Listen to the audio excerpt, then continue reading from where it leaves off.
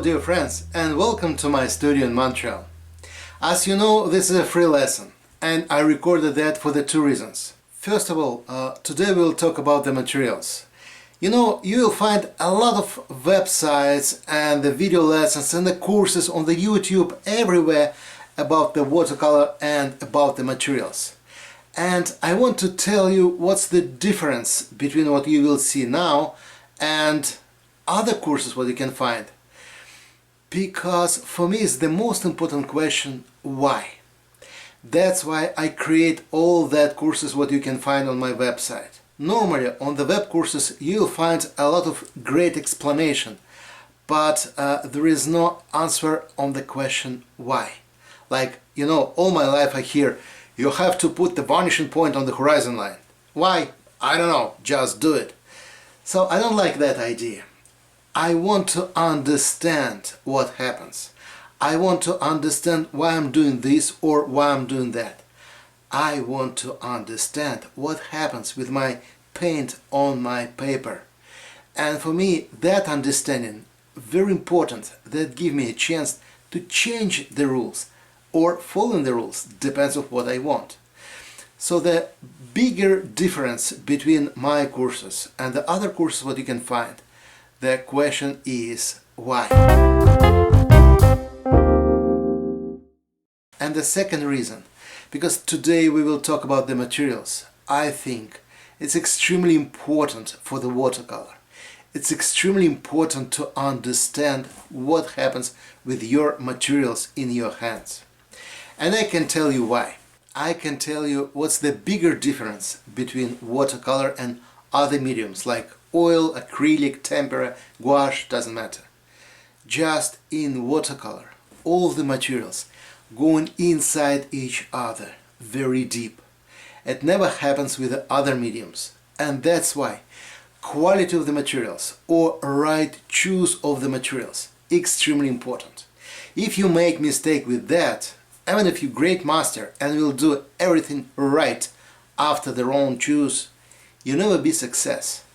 That's why understanding of materials, understanding of the tools what we have in our hands, for my feeling, is number one to go to the study watercolor. That's why we create that course.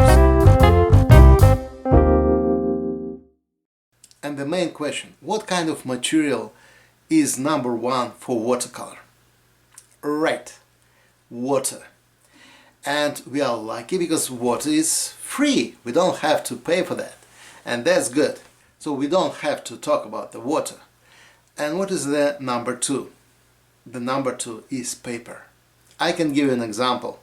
Then I was a young student in my art college and I'm just starting to study the watercolor. I repeat everything following my master. I'm using the same paint, the same brushes, I repeat the same movement. And he creates something nice, I produce just a garbage. Till I took the same paper. That's changed everything. One of the most important idea. I hear that all my life. People say, no, I'm just a beginner. I want to use something cheap to practice. And just after that, then I will be a master. I will take the expensive high quality materials and start to do something. Believe me, that completely wrong idea. Because if you are the master, you can do something okay on the cheap materials. Not easy, but possible. But to learn, to study, you have to use the best what you can take. Because just understanding what happens with your pigments, with fibers on the paper, how your brush move your mix to the paper, all that things very important. Without feeling what happens, you never be success. So rule number one, try to take the best materials what you can.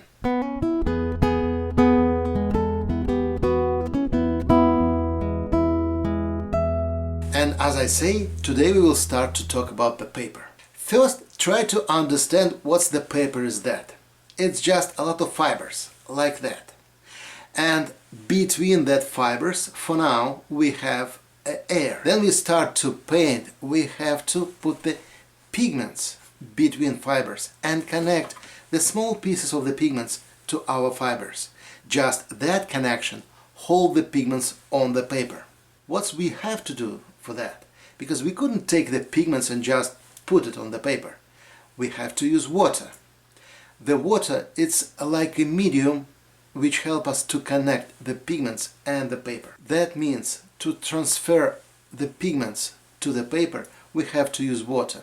That's why we mix pigments with the water and we put it on the paper. Water with the pigments going inside the paper, everywhere, between fibers. And then it's dry and water will gone, we will have a pigments. That's what we're trying to do when we painting. So about the paper, rule number 1. The high quality paper, the professional paper, should be 100% cotton. If you don't see that mark on your paper, that means it's not professional.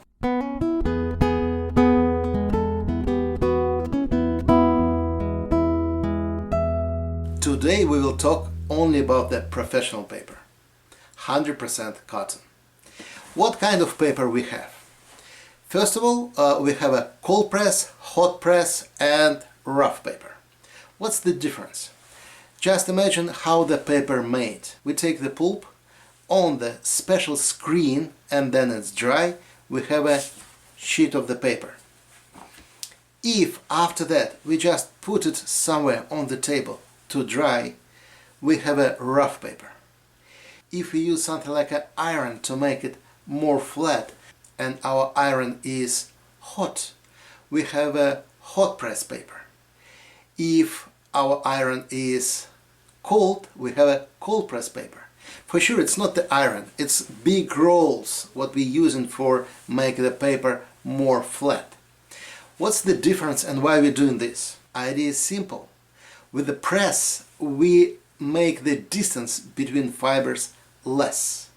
That means paper can take less water, drying faster, and the smooth surface sometimes couldn't give us the chance to use the dry brush, but make all our touching very soft. So depends on the project, we have to choose the right kind of paper. Cold press, rough or hot press. Personally, I don't like hot press paper. I never use it. For the 2 reasons. First of all, you couldn't use the dry brush technique on the hot press paper. That's impossible. Because the dry brush technique, which I like very much, standing on the texture of the paper. If the paper is flat and shiny like a glass, you couldn't use the texture. So that's why I don't use that. That's reason number 1. And reason number 2, all your touching, all your brush almost always visible. On the hot press paper I see how you made it.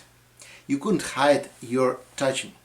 And that's why I don't like it. Personally, for sure. I know a lot of great artists who use the hot press paper and produce the very nice watercolors.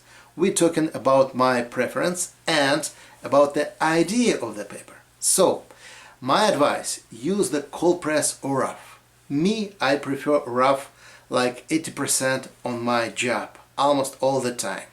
But the cold press paper, great as well. Just less textured, but sometimes give us a chance to make more smooth gradients, which is great. The second things about the paper. Paper can be extra white. That means the fibers prepared companies make the fibers more white than real natural colors. It's extra white paper or bright white paper, depends on the brand, you can see that names. So it's just really white paper and all the pigments what you put on top look like a very clear, very colorful, and that's great. Also we have a natural color of the paper, it's a little bit more yellowish. So you can see here that difference. This is a clear white paper. This is the natural color of paper, and this, it's a very specific color because of the very specific kind of cotton what company Khadi used to produce paper. We will talk about that. So now you can see that difference. If we're talking about the personal preference, I prefer the natural color of the paper. First of all, because everything look very soft on that paper, smooth, and I like it. But depends on the subject for sure. For instance, if you want to paint something cold like a winter, maybe it will be better to take the bright white paper. If we're sketching or painting old town, urban sketching or sunset, it's better to take the natural color of the paper. But it's up to you. Everything standing on your test. But to choose something, to make your personal feeling about that, we have to try. You have to try how your colors, your mixing look like on the bright paper, on the natural white paper, on the cold press, on the rough. That feeling give you a lot of understanding about what you really want. And the last important thing about the paper is how heavy your paper. We can work on the very tiny paper or very heavy, it's like almost like a cardboard. What's the difference and why we have to choose that? What's the difference? Just imagine, if we're talking about the not heavy, tiny paper. This paper can hold water like this cup. The heavy paper can hold a lot of water inside. That's a huge difference. And just imagine how fast that dry compared to this. That's right. Heavy paper drying slowly. That means it's give you a lot of time to play with your ingredients, to make all your touching very soft, to connect all your spots together. The tiny paper drying faster, much faster. But it's not just one difference, it's a little bit more. Because if we're talking about the heavy paper, it's still drying, but it's drying on top and hold water just inside. That means your pigments, what you have on top of your paper, even if it's dry a little bit, it still can be unstable.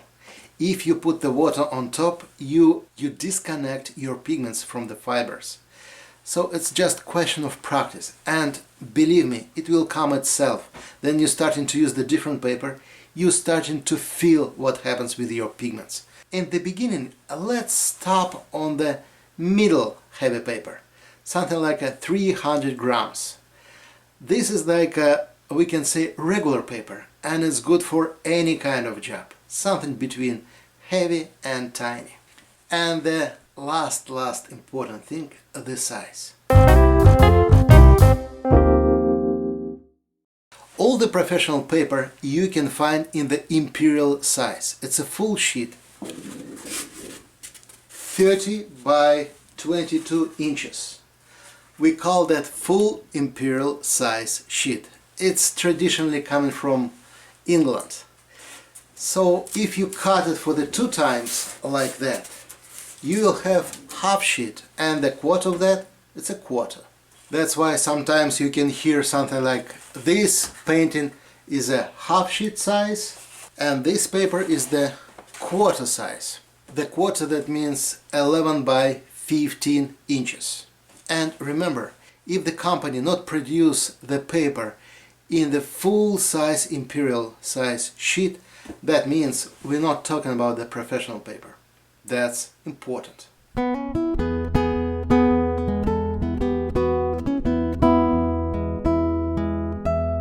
And now just imagine, you're going to the store, you want to buy a paper for you.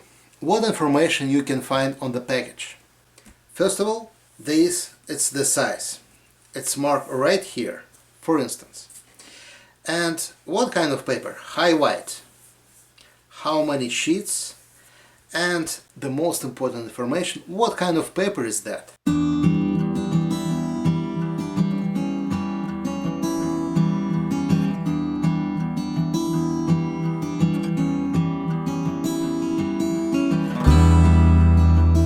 All the information always very visible. How heavy your paper? This is the middle paper, what I'm exactly recommend you, 300 grams. By the way, now you can see the difference between hot press paper and rough paper. Look at this, it's very textured, you can see that, and that's absolutely flat. And one secret, If you think what, for instance, you want to buy the Fabriano rough paper, the rough paper in the sheets and the rough paper in the blocks like that, it's a different paper. Yes, I know it sounds strange, but it's not the same. Believe me, the best quality from the same brand, from the same company, the same paper, you will find in the real sheets. Other formats, it's not the same paper and made by the sometimes on a little bit different technology. So the real paper just in big sheets. And for sure, we're not painting on the big sheets always. Sometimes we need something small. So if you buy a big sheet, you just have to cut it for the 2 times for the half imperial size or for the 4 times, 8 times, up to you. So for my feeling, it's the best way. Plus, it's the great way to save you money. Because if you cut the imperial size paper, what you have in the end, much cheaper. In that case, you can ask me why the companies make the paper in the different formats and the different way.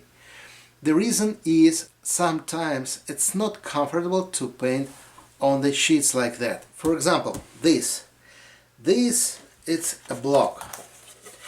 All the sheets here have a glue on perimeter. Everywhere, except sometimes it's here on the center, sometimes it's on the corner. Then you painting, your paper will be flat because it's look like it's stretched on the board, almost. And in the end, then you finish this, just take the corner, any kind of knife, and like this you can remove your paper. And use the second sheet. Sometimes it's very comfortable, especially if we're talking about the sketching outside. You don't have to stretch it always. It's a good way. But as I say, I prefer the real sheets. Plus, sometimes you can find the paper in the rolls. Like that. It's good stuff for the big size painting. If you can stretch it, that huge guy, you can paint something really huge. And times to times I use it because personally I like the big size painting. Why the watercolor paper after we finished our painting going to be lighter and lost the pigments? If you think what the companies who create the paint couldn't produce something strong to be the same colorful after drying, you're wrong. Explanation inside the idea of the watercolor, spirit of the watercolor. The pigments and the water going deep inside the paper. That means on top you see just a part of the pigments, not all of them. That means if paper have a more glue like a Fabriano, in the end all your paintings will look very colorful. If paper have a less glue like a Sanders and all the pigments going inside, on top you have just a part of them. And that's the price what we have to pay for time what we have to mix our pigments on the wet paper. That's why. Let's talk about something more practical. You go into the store, what kind of brand you can find there? Depends on the country where you live in.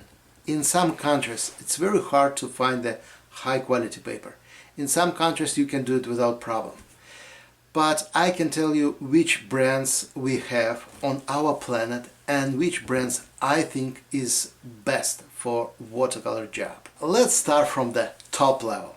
Number 1, I can say Sanders Waterford. It's a very old traditional English paper. Great quality, 100% cotton, and by the way, the quality of the cotton, something very specific, very nice, perfect texture. This paper hold water a very long time. To understand what's the difference, just try to understand what inside the paper. We have just 2 components. We have a fibers and we have a glue. Sometimes company put the glue inside the fibers in the pulp and that's it. Sometimes company, after we make the paper, put the glue on top. Sometimes on top and on the bottom. And that's the difference between one kind of paper and other kind of paper. What happens if we have a more glue on the paper? The paper drying faster. That's number one. The second one, the pigment's not going deep inside the fibers, inside the paper. That's why it's very easy to wash out, very easy to remove the pigments from the paper, erase. If the paper have a less glue, the pigment's going very deep inside and it's hard to remove, hard to wash out. But from other side, it's very easy to put another one layer on top of this. Just imagine if the paper have a lot of glue, like a Fabriano for instance, and if you put the second layer and the third layer, if the pigment's not going inside very deep, it's very easy to wash out and remove the first layer. And sometimes you can make the damages for your paper, and it's going to be a problem. If you prefer to paint wet on wet, it's better to choose the paper which hold water a longer time. So anyway, I can say number one is the Saunders Waterford, what you have right here. You know, I'm living in Canada and it's a huge problem to find the Saunders Waterford there. That's why we're working very hard, and now on my website you can find this. This is exactly the half of the imperial size sheet.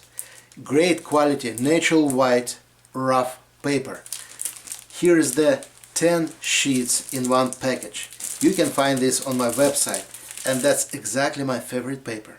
And I'm using this, like I say, 90% in my works. The Saunders Waterford you can find without problem in Europe and in United States. As I say, for me it's number one. Number two, I can say this is Arches. The Arches is a French paper. Great quality. I can say almost the same. Sometimes it's almost no difference. So some people prefer Arches paper, and I'm agree. Some people prefer Saunders, and I'm agree as well. This is like a top car brands. You can choose between one top brand and the second top brand. This is more about the personal taste. That's why I can say it's equal quality. After that, I can say we have a Fabriano paper. This paper have a more glue inside. This is Italian paper. By the way, I was on the factory and that's really amazing. Maybe you know that one of the greatest watercolor festival in the world, Fabriano Aquarello. So that festival holds exactly in the Fabriano city. That's a small city in Italy where the company produced the paper. Good quality paper, by the way. What's the difference between the three brands? Just imagine, if you take the paper and make it wet completely, like put it in the shower, and starting to paint wet on wet. For instance, the Saunders Waterford give you around 40 minutes. I mean, the 40 minutes paper will be wet. The Arches, I can say you have a half an hour or something like this, maybe 25 minutes. The Fabriano paper we will dry in 15 minutes, so that huge difference. And that's why the choice of the paper, as I say, extremely important. Just imagine, if you want to paint wet on wet and take the Fabriano, you have a 15 minutes, that's it. After that, you couldn't paint wet on wet anymore. And that's going to be a problem sometimes. But from other side, if you go in, for instance, to the North Carolina in United States and want to make the plein air, because of the humidity, your Saunders Waterford paper will wet a long time outside and you couldn't put the second layer. So for painting outside, if we have a lot of humidity in the air, the best solution will be, I can say, Fabriano. Plus, we have to talk about a few more brands what we have on the market and a few more kind of the paper. For example, this is La Roque. That's a great quality French paper, real handmade, and it's very hard to find it in internet, almost impossible. But if you will be lucky and you will find that paper, try it. It's a great quality, real handmade paper, and I recommend to do that. It's something different, but I couldn't explain what's the difference. You have to feel it. First of all, it's very textured paper, drying very slowly. Another one, very specific paper, It's called khadi. This is an Indian paper, great quality, and this is really something specific. First of all, it's very delicate paper. You couldn't use any tape on that or masking fluid because it's very easy to destroy the paper. It's very, very delicate and soft. But because of the incredible quality of the cotton in that paper, when it's dry, you will see all your pigments. It's look like your painting still wet. It's not going to be lighter almost. It's very colorful, very bright, but on the same moment it's drying very slowly. It's something very specific. I recommend you to try it. Maybe it will be your personal discovering. Maybe you're stuck on that paper and you will be happy. Who knows?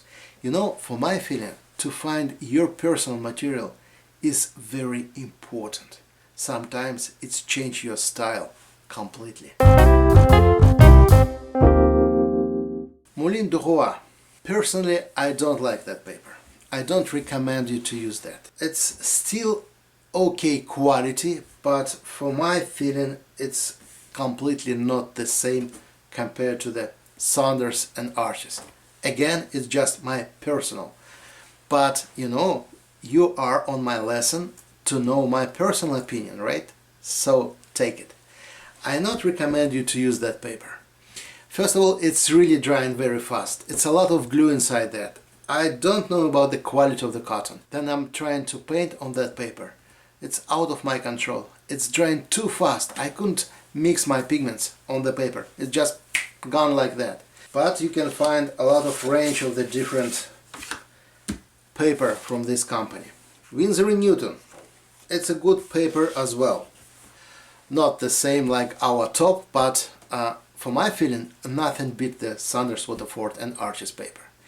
This is a great paper, great quality of the cotton. For my feeling, too much glue, that means drying fast. But what I'm really like, how it's made the texture of the paper. It's really, really nice touching for our brushes. I have to say a few words about the traditional watercolor Chinese or Japanese paper like this from rice, but it's completely for the different style of using watercolor. That's why it's good quality, but it's not what we can use in our traditional, I can say, European style of painting. This paper you can touch just one time. If you're touching that twice, your paper will be destroyed. So we're not using this. Canson. It's a good quality paper, and special we're talking about the sketching, but for professional painting I'm not recommend you, except the Canson Heritage. This series I can say it's okay paper, not the best, but okay. It's possible to use. Other Canson paper for the professional job I do not recommend. The reason the same, drying too fast. We have a few more interesting papers, like paper from Argentina, handmade paper from Italy. Another very nice company who make a very good quality paper, possible to use, but again it's very specific. Don't be wrong, it's my personal opinion. Finally, try to understand what we expect from paper. The paper should be safe, then we put a lot of water on that. The paper have to hold water a long time, and paper have to be able to show our colors and make it visible, and in the end it should be safe after many years. That's why I say nothing beats a Saunders Waterford. The last paper what I want to show you, this is the Yupo paper. First of all, it's not a paper, it's just a plastic, it's something synthetic. But very nice surface, special made for the watercolor. Be careful, because for my feeling it's completely bad idea. It's like a control the spirit of watercolor. On the Yupo paper the pigments never go inside, it just holds on top, like oil on the canvas. That's it. So it's something very specific, like I say. But from the second side, because the pigments not going inside, you see all your pigments very bright, like almost like a photo bright quality. Sometimes it's not good, sometimes it's great. up to you. Let's talk about the practical use. I will show you something interesting. We take the Prussian blue pigment from the Daniel Smith, and this is two pieces of the paper. This is the Arches rough. This is the Fabriano hot press paper, and I will show you the difference between that two guys. And because of that you will understand what's the hot press and the rough paper. I take the mix, remove the mix to my paper tower and make the dry brush strike. You see the difference? Here you can see the texture of the paper, and here it's invisible. Let's try again. Bigger brush.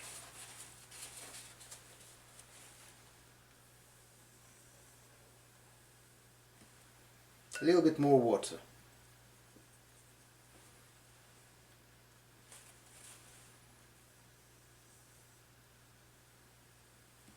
As you can see, there is no way to use the dry brush technique here. That's impossible. But there, it's very easy to do. Look at that. It's very nice texture, which is impossible to do something like that here. And personally, I like the dry brush technique very much. Plus, you can see the difference between bright white and the natural white.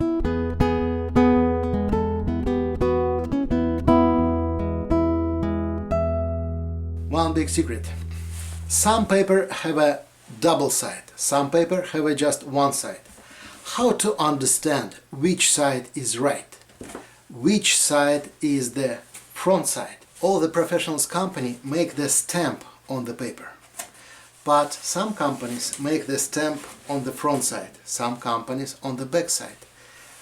But just look at your sheet from the light like that.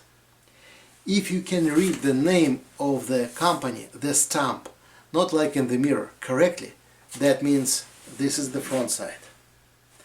That simple. To be sure what everything will be fine, my advice, always use the front side of the paper.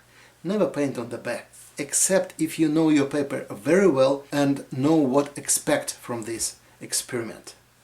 What's the difference? As I say, some companies put the glue just in the pulp. Some companies in the pulp and put the glue on top. Sometimes companies put the glue on top and on the back. In that case, we have a double-side paper. If we have a glue just on top and there is no glue on the back, it's one-side paper.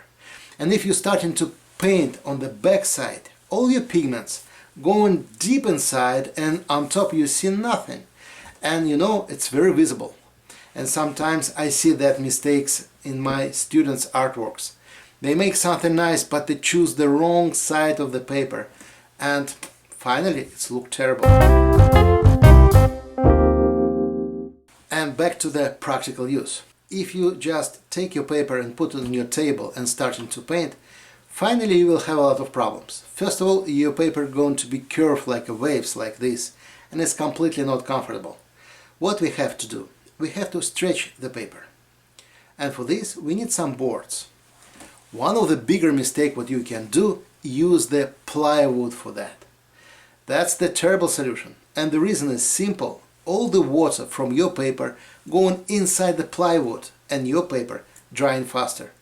So never do that. The best what you can use is just a glass, but it's a heavy and not comfortable. It's dangerous, by the way. So I prefer PVC boards. That's what I'm used many years. The same thing you can find on my website. First of all, it's not heavy. That's why it's comfortable. I'm traveling with the same boards always. You can see that there on my tripod. And I prefer personally black, because my white paper on this already look like a framed, and it's very comfortable to paint with that. But again, it's up to you. So my advice, PVC foam boards, the best solution. Or you can use any plexiglass, that will be okay too. But remember, never use cardboard for that, never use the foam board for that, and never use the plywood or wood. That's a huge mistake. Remember, all the water have to be inside your paper, not inside your board. As we talked before, the best solution to use the full-size imperial sheets and cut it for the size what you want to use. How to do that? For sure you can take the ruler and the knife and cut it like that.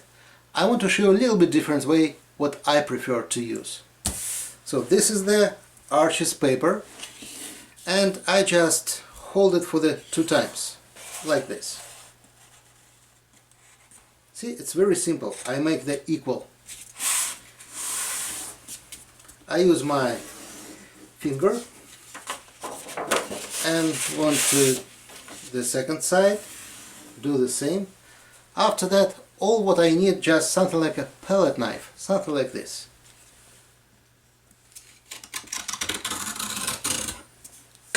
Why that way? First of all, I like not the absolutely straight side. I like how it's look like, a little bit more natural compared to the cutting by knife. For my feeling, that's look much better. Stretch the paper. For this, the best way to use the tape. The best tape what I know is the 3M tape number 2020. Idea is the tape have to be strong enough, very strong, to hold your paper even if your paper is wet. But it don't have to be strong enough to destroy your paper after you remove it. So for my feeling, this is the best tape, except the tape what we create special for the watercolor paper. But on this tape we will talk a little bit later. I want to show you one trick how to hold your paper perfectly. So put it on the board and look what I'm doing.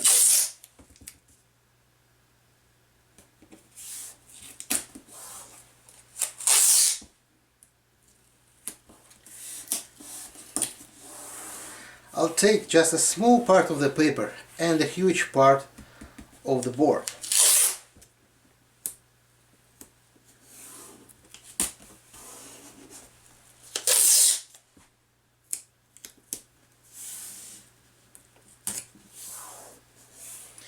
After that, I put another one line of tape, starting from here, and I fit it to the edge of the paper, like this.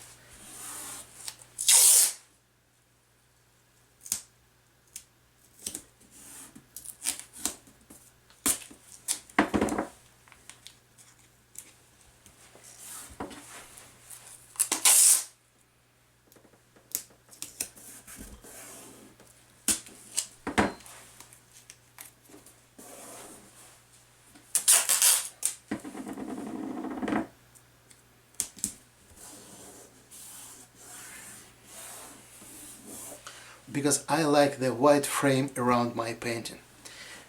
And then I'm painting.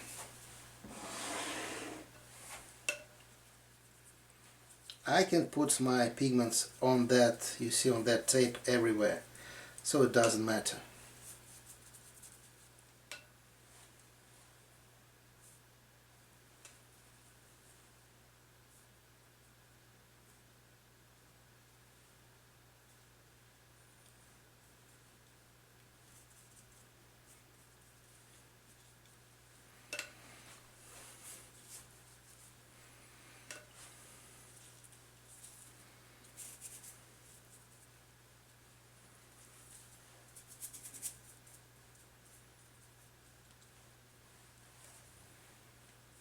Let's do something, just for fun.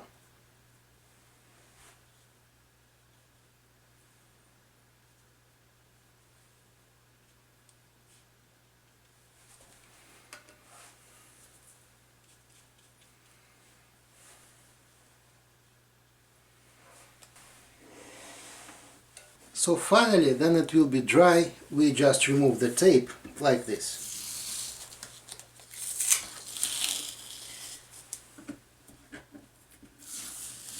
And we have a very nice frame around our painting with an equal distance from the end of the paper, which is good. Just one thing what I don't like on that tape. First of all, if you're painting really wet on wet, that tape don't hold your paper finally. Plus, I don't like this. It's look like a dirt around my painting, and it's not pleasure for eyes.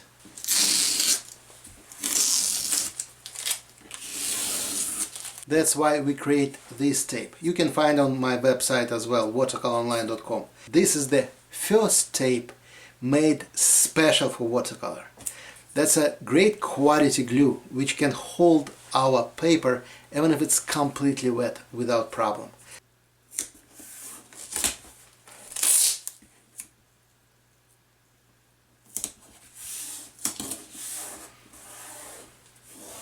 And what I'm really like there, even if you paint it with a really dark colors like this,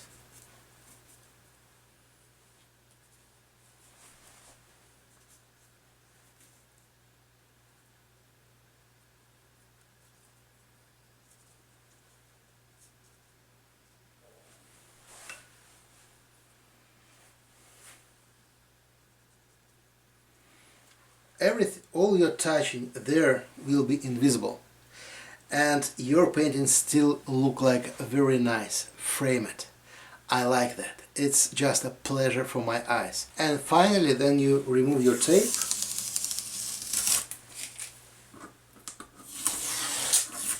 You see how it's look like. It's absolutely straight, perfect line. That's why I'm very proud of this product.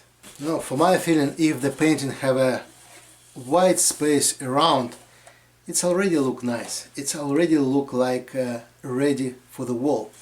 Plus, if you cut your paper not by knife, if you will use the way as I show you, just by palette knife, this make it look very nice. Finally, because of this edge, then you're starting to frame it, it will be look like that. Few more things what you should know before you starting to use your paper. Then you paint in wet on wet, for instance, or put the water on the dry paper. How to understand is your paper dry or not, ready to the second layer or not. It's a simple. If your paper curve like that, like a waves, that means it's still wet. Then your paper dry, it's going to be completely flat again. That's important to understand. And I can tell you my personal secret, another one solution, how to stretch the paper. Remember that one of the most important things what we expect from the paper, keep water for the long time. But anyway, paper is drying. You can't spray it on top because you're going to destroy your painting. So what we can do about that? And I can tell you my personal secret, the solution, how to keep your paper wet a long time, 1 hour, 2 hours, 5 hours, no matter. Yes, it's possible. Look at that. This is the paper. You hear that sound, right? So this paper stretched, but not on the board. I'm stretched on the wood frame, like this. This is the stretch bar for canvas. And I'm stretched, use the stapler here. You can see that. Why I'm doing that? First of all, it's very comfortable to paint on the paper which is like that, absolutely flat and strong. Second one, as I say, if I want to keep my paper wet a long time, I couldn't spray it on the front, but I can spray it on the back. Many times, and my painting on the front side still will be safe, not damage it. This is a secret solution, don't tell anyone. By this way you can keep your paper wet for the few days, and your paper, if we're talking about the high quality paper, will be safe. On the internet you can find a lot of specific tools to stretch your paper, something like these boards. It's a nice stuff, but for everyday use, for my feeling, if something more simple, that's better. For my feeling, the good quality, just a flat board like a PVC blackboard, and the good quality tape, that's all what you need. Do we have to always stretch our paper? No. Then you paint in wet on wet and make your paper completely in the shower wet. In that case, you don't have to use the tape in the beginning. But then it's going to dry, we have to put the tape, because if it's going to dry by this way, finally you will have something incredible curve and the process going to be uncomfortable, which is not nice, right? Well, we can talk about the paper for many hours. In the beginning, that information will be enough to start, and that's exactly my goal. Prepare you to start to use your materials. Or if you already have a lot of experience with the watercolor, it will be very nice if you're starting to understand what happens and why you have to choose this kind of paper or that kind of paper. So let's back to the most important ideas. First of all, never try to save your money using the cheap, bad quality materials in watercolor. Take the best what you can. Saunders Waterford, Arches, all of them great quality paper, and for my feeling, it's better to training on these great quality materials. In the beginning, for training, don't use the hot press paper. Rough or cold press will be great solution. Plus, stretch your paper and never use the plywood boards for that. Try to buy the different kind of paper, natural white, bright white. Try all of them for your mixing, for your pigments. Depends on your palette, you will choose which one you prefer. And in the end, I want to tell you one important idea. If you think what you can stack on one kind of paper forever, no. We have to choose the right paper, depends on the project. Be flexible. For some job, better to use Arches cold press. For the some job, Saunders Waterford rough paper. Be flexible and try to make the right decision, depends on the project what you want to do. On the next lesson, we will talk about the second most important part of the watercolor materials on the watercolor tools, brushes.